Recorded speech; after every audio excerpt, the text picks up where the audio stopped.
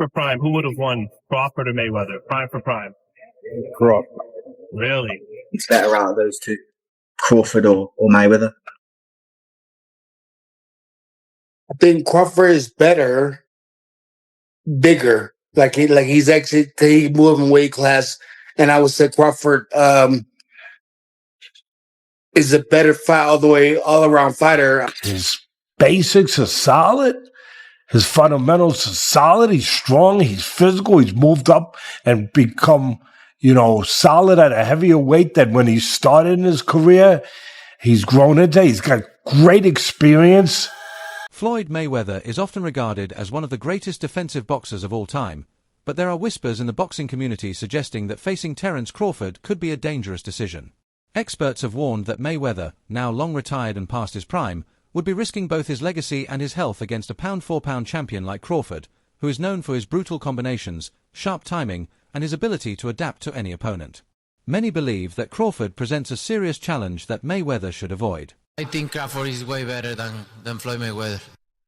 Yeah, now that was a big take. Of course, he's fought both of them. Yeah, he would know. Yeah, so that was a big take. But not yeah, really.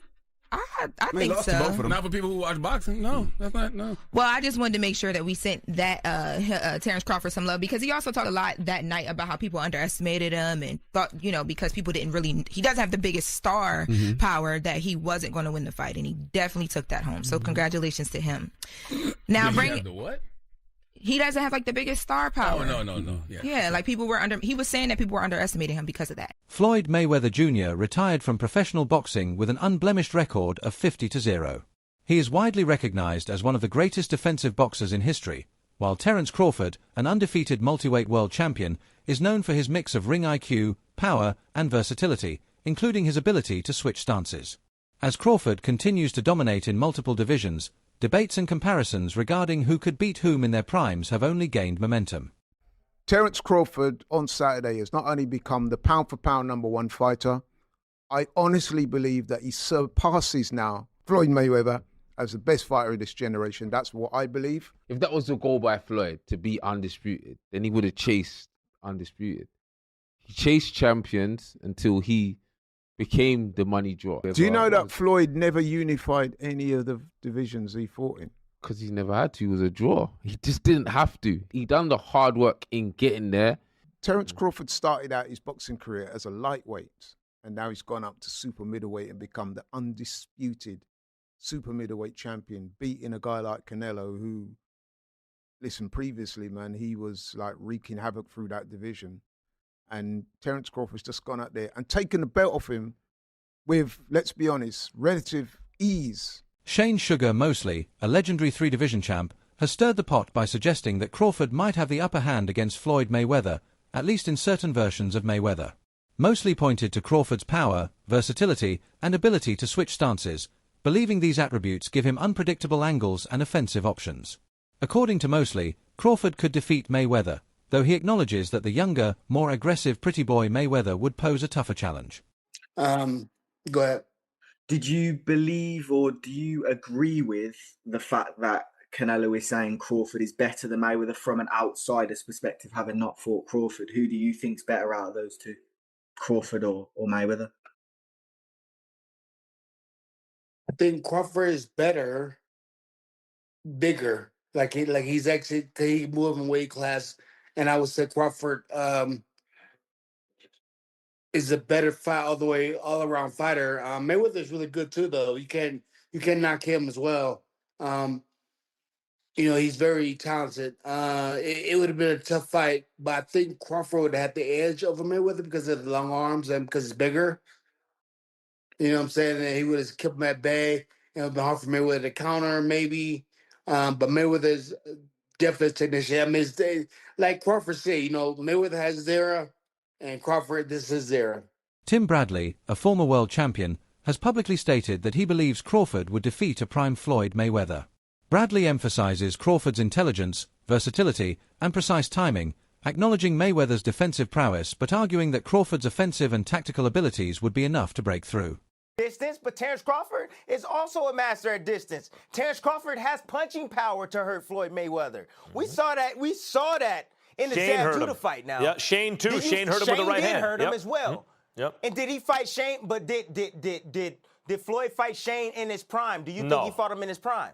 No. Exactly. And Max, Zab wasn't exactly. quite a Shane-level fighter. That's true. Listen, it'd There be you a great go, match. Max. Amir Khan has voiced strong respect for Crawford and believes there is a strong case for Crawford being able to beat Floyd Mayweather.